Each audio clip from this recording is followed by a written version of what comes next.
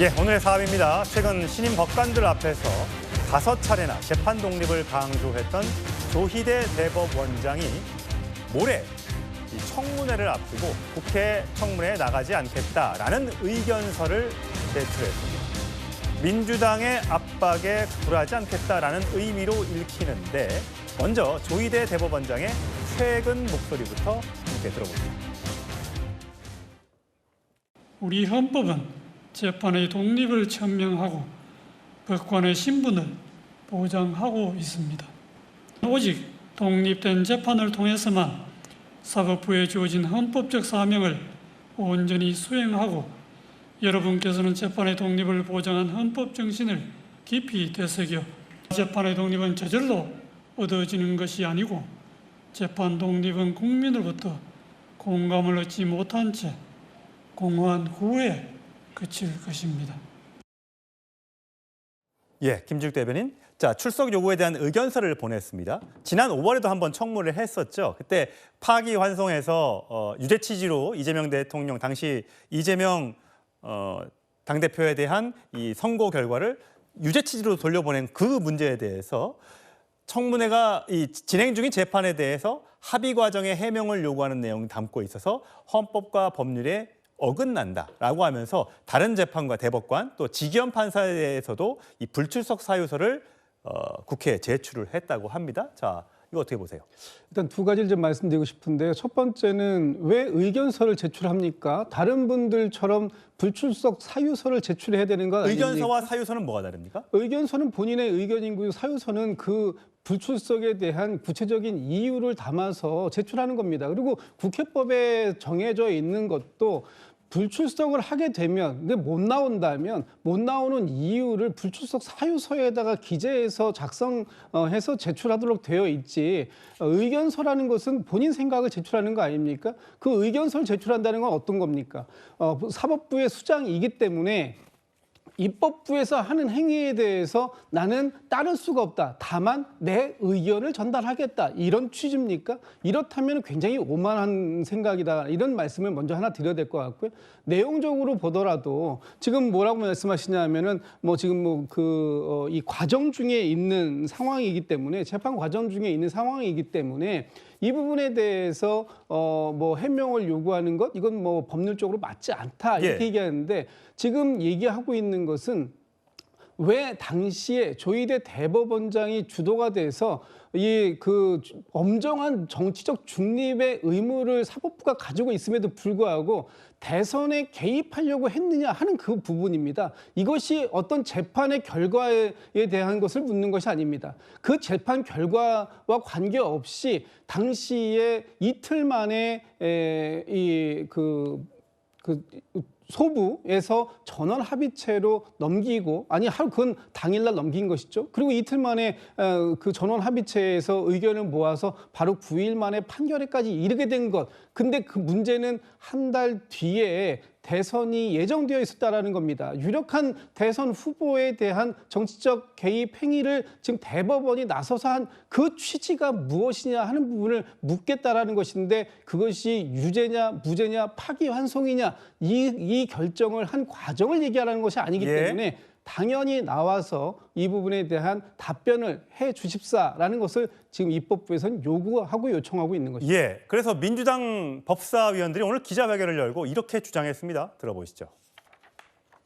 출석하지 않는다면 조희대는 구린 게 있는 것이고, 조희대는 사전에 다른 자들과 협의한 게 있을 것이라고 하는 의혹을 제기하지 않을 수 없으며, 조희대가 도대체 그리고 그 대법관들이 어떤 과정을 통해서 그 기록들을 읽었는지도 낱낱이 국회에 나와서 국민 앞에 보고해야 합니다.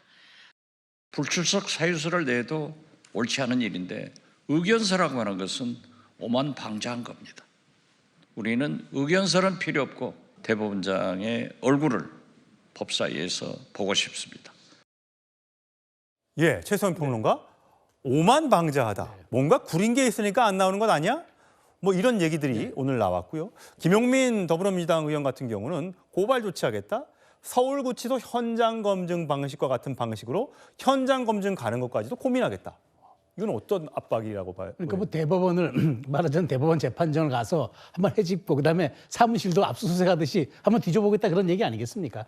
저는 왜 이렇게 민주당에서 조희대 대법원장에 대한 이렇게 그 지금 공세가 집요하고 거칠고 표독스러울까? 한 달 전, 그러니까 대선 한 달 전으로 생각해 보면요, 그런 말이 있었어요. 당시 김병기 의원이었죠. 지금 원내대표인데 그때 페북에 이런 글을 올렸습니다. 대법원이 바로 5월 1일 날 이 유죄 취지로 파기환 소하는 날 바로 올렸습니다. 어쭈 이것들 봐라, 한 달만 기다려라. 저는 그 말의 해답을 찾았어요. 그러니까 지금 한 달을 기다리고 나서 정권 교체되고 나서 석 달이 지났으니까 지금 이런 일이 벌어지고 있는 겁니다. 한 달을 기다렸더니 이렇게 표독하고 집요하고 거칠게 공세로 나오는 겁니다. 지금 박준호는 뭐라 했습니까? 의견서 따윈 필요 없고 너 당신 얼굴 한번 보고 싶어. 이건 뭐냐면 공개 망신 줄 거야 우리는. 그러니까 다른 건 필요 없다.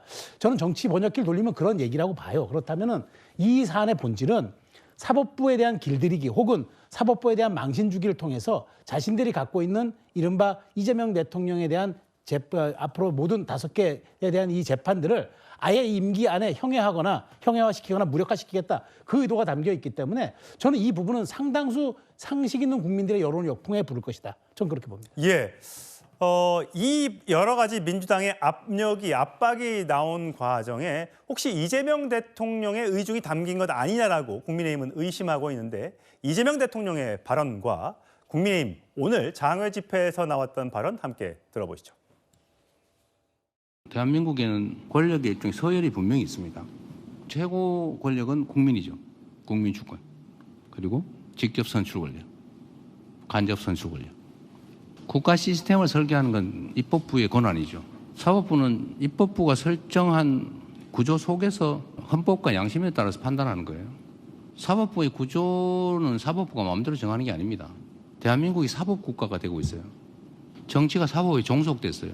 이거 위험한 나라가 됐습니다.